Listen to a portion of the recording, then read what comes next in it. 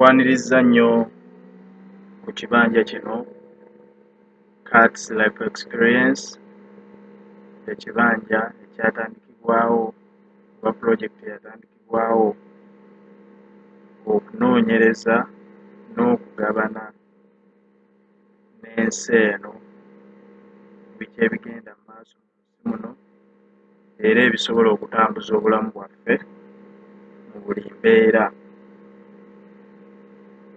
Era amannya agange Katalemwa Kalungi John Frederick. Olwaleero nzize nga njagala kwogera ku ssente, ekituufu ekiri ku ssente. Buli omu gy'oli bw'owulira kigambo ssente waliwo ekijja mu bwongo bwo. Ekigambo ssente kifuuse ensonga mu nsi eno era buli omu yonna gy'oli ekikukeeza ku makya n'okola byonna by'oba okoze mu lunaku ssente. Naye nga kituufu ki ddala ekiri ku ssente zino? Ssente, oli bw'akubuuza ssente kye ki? Ssente ku mulembe guno z'empapula oba ebinusu omuntu by'akozesa okugula ebyo by'aba yeetaaga mu bulamu, okugeza okugula emmere, okusasula amazzi, okusasula amasannyalaze, okusasula ebisale by'amasomero na byonna. Ebyo byonna okubifuna oba okubituukako olina okuba ng'olina ssente. Era nga ssente ezo tokeera bukeezi nkya n'otambula mu kkubo n'ozironda, obaako gy'ozijja era ng'eyo mu nkola entuufu gwe tuyita omulimu gwo gw'okola mu biseera byo ebya bulijjo gy'ojja ssente zikuyamba okwetuusaako byonna by'oba oyagadde. Kaakati ssente zino ku mulembe guno zaatuuka wala nti zifuze ensi eno, abantu ne batuuka n'okulowooza nti omuntu atalina ssente taba na mulamwa. Ssente etuuse ku nsi kuno okukozesa abantu buli kimu kye beetaaga okukola bafune ssente, kyonna kye basobola okukola oba kikosa abalala oba nedda. Eyo ye ssente. Bwe tuddako emabega bajjajjaffe baabeerangawo batya? Yo wange edda waaliwo ssente? Edda ennyo waaliwo ssente? Ssente tezaaliwo wadde era bwe tutunuulira engeri ssente gye zibeeramu gye zifuukamu nga bwe ziri kati, tulaba nga twatandika ne barter trade oba okuwaanyisiganya. Bajjajjaffe baawaanyisiganyanga, olina lumonde mpa muwogo. Eyo y'engeri gye baafunangamu bye beetaaga. Oli bw'aba alina kino ng'akuwa kino ng'omuwa ggwe, buli omu nga awa munne ky'atalina.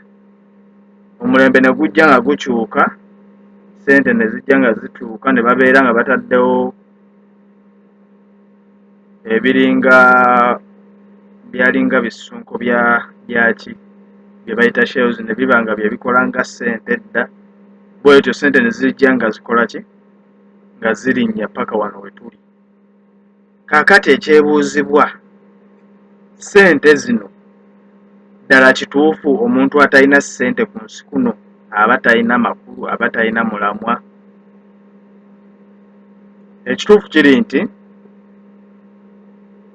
ensangi zino bw'oba tolina ssente obulamu bukukaluubirira ddala, era oba olina okuyiiya nga bw'osobola okubeera ne ssente. Naye ate tekitegeeza nti bw'oba tolina ssente tewali ky'osobola kwekolera. bw'oba tolina ssente eriyo ebintu ebitandikirwako omuntu by'oyinza okukola n'amaanyi go Katonda ge yakuwa nga toli mulema, oli mu bulungi, emikono gy'oyina, amagulu g'oyina, okusinga okunoonya ssente ng'ozinoonyeza nga bwe ziri nti onoonya mpapula na binusu. Osobola okukeera enkya n'okozesa amaanyi go Katonda ge yakuwa n'onoonya ssente mu ngeri eyo otya. Bw'okeera enkya n'okozesa amaanyi go Katonda ge yakuwa n'ogenda ku ttaka lyo n'okuba bulooka eyo nga totaddeemu ssente ziri awo, twogerera ku bulamu nga tukozesezza ssente nga tewali ssente woolaba nti ogikozesezza. Ogenda n'onoonya enku n'otema omuti n'ofuna enku. Bw'ofuna enku ne zibeera nga zo ziri awo omaze ozitema, then n'okwata amaanyi go gennyini n'otema ettaka n'olisotta n'okolamu amabulooka n'ogafulumya. Amabulooka ago bw'ogatunda n'ofuna ki? Ssente. Abavubuka bangi babaddewo mu mbeera eyo, era ng'abo be bavubuka b'otajja kusanga nga bakuba obutayimba olw'ensonga amanyi nti asobola okukozesa amaanyi Katonda ge yamuwa okukolamu ekyo ky'asobola okuggyamu ki ssente. Naye ensi weeviiridde ku mulamwa we wano nti abantu banoonya ssente nga empapula n'ebinusu. Kakati omuntu oyo anoonya ssente ng'empapula n'ebinusu aba wa bulabe nnyo, kubanga ye tafaayo gwe gwaziggyako wazijja, wabula ye kyayagala mpapula na binusu. Naye ng'ekituufu omuntu osobola okwetuusaako byonna by'oyagala naye nga tunoonyeza mpapula na binusu, wabula ng'okozesa obwongo bwo Katonda bwe yakuwa n'amaanyi Katonda ge yakuwa n'onoonya ssente, n'okola ebyo ebikusobozesa okunoonya ssente. Ekyo nno kiremesezza abavubuka bangi okubaako kye beekolera nga bo balowooza balina kunoonya binusu n'amapapula, so ate nga badduka mu byalo gye balese ebyo bye bayinza okwenyigiramu nga tebataddeemu wadde n'ekikumi, ate ne bajjamu ki ssente. N'olwekyo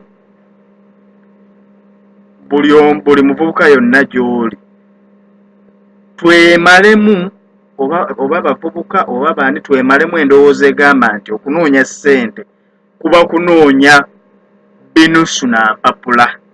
Nedda, okunoonya ssente tukireme kukiteeka nti awatali ssente omuntu takola ki, tabaawo. Twebuuze bajjajjaffe baabeerangawo batya.